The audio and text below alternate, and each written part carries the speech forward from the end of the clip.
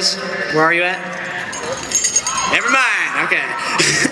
And graduates of the class of 2014. How are you all doing today? I've thought long and hard about what to say to you, class of 2014. Evidently, I came up with nothing. But I did think to myself, what right does having a high GPA give me to come on up here to this podium and share with you some advice to carry with you for what might only be a few minutes? Many things I could say have been said. Many things I could do have been done. Many things I can get you to feel, they've already been felt. I have a quote by Stephen Fry, an original idea. That can't be too hard. The library must be full of them. It's a difficult thing to have when you're following in others' footsteps. Some of us rarely made it into this library. Some of us rarely opened their books. Some of us even stayed after the teacher had left the classroom, hid his textbooks above the ceiling panels, came in the next day to find he had almost reported the books as stolen to the school police, only to be saved last minute by chance. I'm sorry, Mr. Egan, for doing that, and thank you, Elizabeth Aguilar, for saving me. So to answer that previous question, none. There's absolutely no right for me to come on up here and tell you what to do, because my grades, they don't mean life experience. How many times have people told you about this real world that we've never experienced? To think that all these years we've lived inside our house, but really we've actually lived underneath this giant square root sign with a negative sign in front of it. We've been imaginary. To an extent, these people have meant for us to realize the greater truth to learning. Grades aren't everything. You can learn a lot from your elders. Some of them, they've been around for centuries. And the ones who tell you these things, even though they forget that they told you this yesterday, and they insist on telling you again, and again, and again, they're the ones who really care. Mom and Dad. So, to save us from this perpetual speech and a cliched valedictory, I offer you, the class of 2014, some of my little life experience that even I sometimes fail to acknowledge.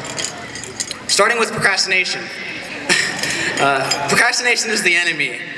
How many Thursday nights did you spend doing all of Mrs. Haywood's dreaded notebook? Or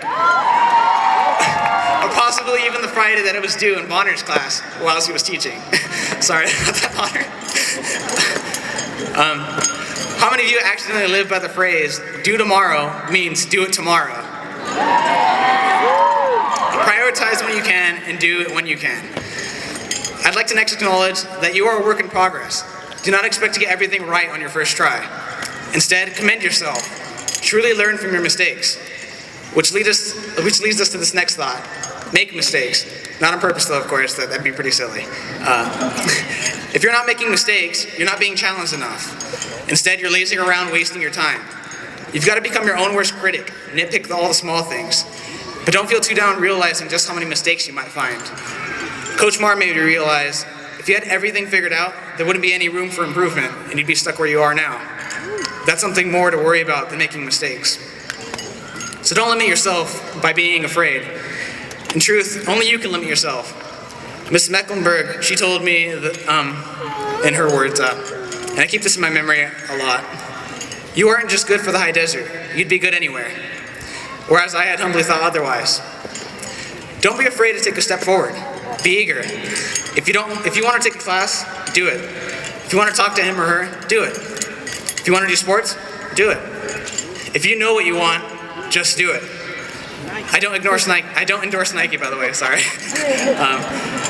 Realize it's not often that you get second chances. Go after them. Make them count. In track and field just recently, I had triple jump the worst series of my senior career. I made it into CIF finals with less than 2 inches to spare. But in Cerritos last Saturday, I came in prepared, ready for my second chance. Although I might not have made it into CIF Masters, I went from 9th to 5th place, earned Coach Bonner his medal right here, and although they were fouls, I made 2 of the longest jumps of my career.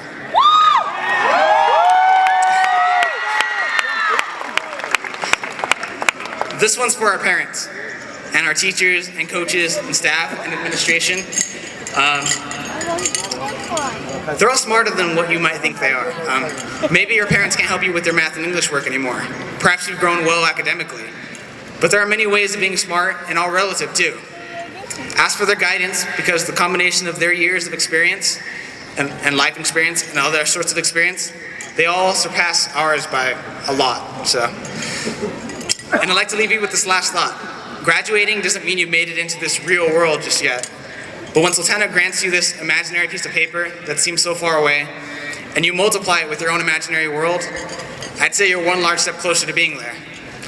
So congratulations, class of 2014. Be proud of yourselves and your accomplishments. On this fine evening, together, we share the stage. We'll pursue ourselves even further and not let these past 4 years be the best of our lives. We'll make Sultana proud to graduate us, the class of 2014.